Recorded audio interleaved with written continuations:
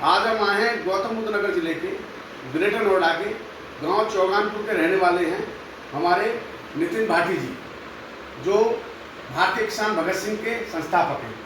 बहुत ही ऐतिहासिक परिवार से रहने वाले हैं, मेरे बड़े भाई हैं, समाज सेवी कर रहे हैं, बहुत ज़्यादा ईमानदार और घनिष्ठ व्यक्ति हैं, अपने संघर्षों से जूझ रहे हैं, फिर भी समाज के लिए हर तत्पर तैयार खड़े रहते हैं। इन्होंने बहुत ही अच्छा एक संगठन अभी 4-5 महीना हुए बनाया है, जो बहुत ही अच्छा ग्रोथ कर रहा है, कई प्रदेशों में चल रहा है इनका संगठन। आइए इनके आवास पर बैठी हुई है एनसीआर न्यूज़ की टीम, कुछ समस्याएं हैं बताएंगे हमें। तो अध्यक्ष जी, आपका स्वागत है हमारे चैनल एनसीआर न्यूज़ में, और क्या क्या समस्याएं जरा बताएं। सबसे पहले आपके सभी दर्शकों को जय हिंद जय भारत जी।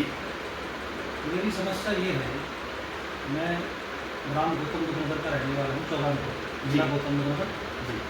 ग्राम चौगानपुर जी। गांव में हमारी पैतृक संपत्ति है जी। जब हमारे क्षेत्र में ज़मीनों का अधिग्रहण हुआ जी। तो उसमें हमारी ज़मीन का नंबर भी आ गया जी। जबकि मेरी ज़मीन गांव के बिल्कुल मध्य में थी।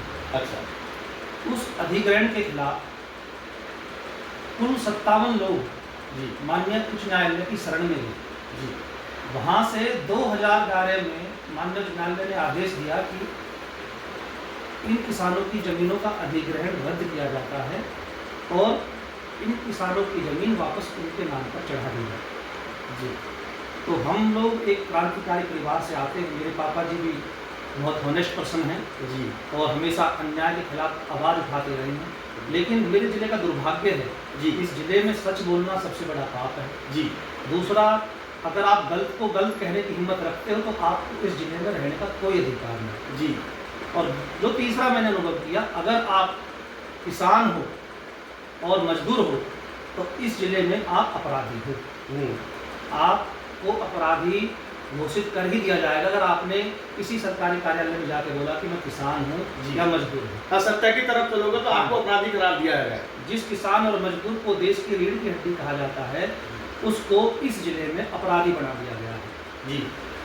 दूसरा, हमारे ज़िले में भ्रष्टाचार इतने चरम पर है, सरकारें कानून बनाती हैं लेकिन उन कानून का दुरुपयोग सबसे ज़्यादा जिला गौतम बुद्ध नगर में यहाँ पर बैठे भ्रष्ट प्राधिकरण के अधिकारी ही करते हैं। जी। मैं अपना प्रकरण बताऊं। जी।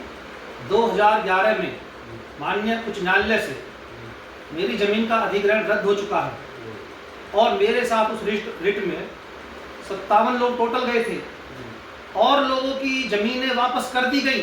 जी। माननीय उच्च न्यायालय के आदेश का अनुपालन और लोगों का कर दिया गया। जी। लेकिन क्योंकि मेरे पिताजी गलत को गलत कहने की हिम्मत रखते हैं, जी।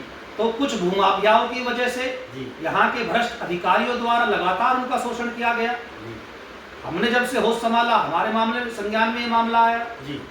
इसके लिए हम जो सक्षम अधिकारी रहे हैं, एडीएम साहब हैं हमारे यहाँ पे, बच्चू सिंह जी जी, हमने उनके पास गए, हमने बोला सर ये माननीय उच्च न्यायालय का आदेश है, आपने और लोगों का अनुपालन कर दिया है, हमसे क्या दिक्कत आ रही है आपको? हाँ सही बात, क्या एतराज है?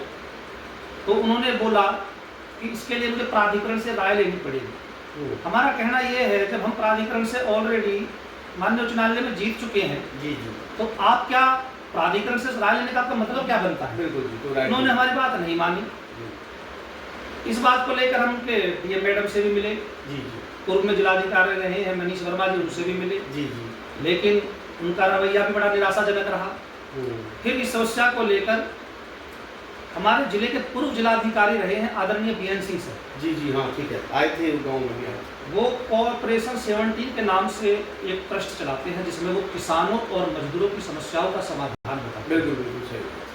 मैं आदरणीय बाबूजी के पास गया, मैंने बाबूजी को अपना प्रकरण बताया, उन्होंने मेरे सारे डॉक्यूमेंट चेक करे। उसके बाद बाबूजी बोले कि आप अपनी लड़ाई बिल्कुल सही लड़ रहे हो, आपके पेपर बिल्कुल जेन्युइन है।